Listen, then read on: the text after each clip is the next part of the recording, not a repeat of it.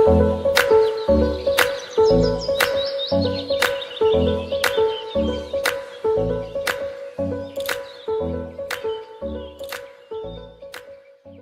British pensioner couple who want their son to be deported after he fleeced them of tens of thousands of dollars have received a lifeline from their bank. Jill and Tony Lewis said they did not want to see their son Russell ever again after he betrayed their trust, broke into their home, stole their credit card information, and drained all bank accounts. "Please deport my son, because I've had enough. I never want to see him again," Mr. Lewis pleaded on a current affair. Commonwealth Bank initially refused to cancel the outstanding debt, despite their son being convicted of fraud, saying they believed the elderly couple were in on the scam. Days after the pensioner's plight came to light, Commonwealth Bank made a goodwill payment to help the couple. Scroll down for video. "We are sorry for the difficult situation Mr. and Mrs. Lewis have faced as victims of a crime. It is our intent to help Mr. and Mrs. Lewis by making a goodwill payment in relation to the fraudulent transactions." Mrs. Lewis broke down as she recalled the moment the couple realized Russell had left them penniless and had also stolen televisions, a four-wheeler, and a portable air conditioner from their house. "Please deport Russell because I don't want to see him again." Tony and Jill Lewis moved to Australia from England in 1985 with their 10-year-old son Russell, 9 News reported. Mr. and Ms. Lewis,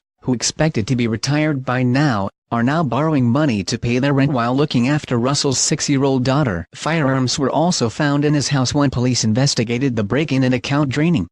Russell was convicted of fraud. He was sentenced to 3.5 years jail in Sydney's Long Bay prison, and will remain behind bars until 2020. Mr. and Mrs. Lewis said they were forced to sell their home and their business after the theft 5 years ago. The couple told A Current Affair in 2013 they were headed back to their native Britain for a holiday and had informed the Commonwealth Bank their accounts would remain idle. Before they had even reached the UK, the pair said Russell broke into and robbed their home. Mr. and Mrs. Lewis did not know they had been robbed by their son until they came back from their holiday and a bank teller alerted them. The couple claimed the Commonwealth Bank initially accused Mr. Lewis of being a part of the scam in collusion with Russell. Pete Steele, Executive General Manager of Digital at the Commonwealth Bank, told Daily Mail Australia they were sorry for the situation and they have commenced a review to fully understand the problem. "We are very sorry for the situation involving Mr. and Mrs. Lewis. We know that events involving fraud can be complex and very difficult for customers," he said. "We want to remind all our customers to never keep a record of a PIN, password or other code in a location where,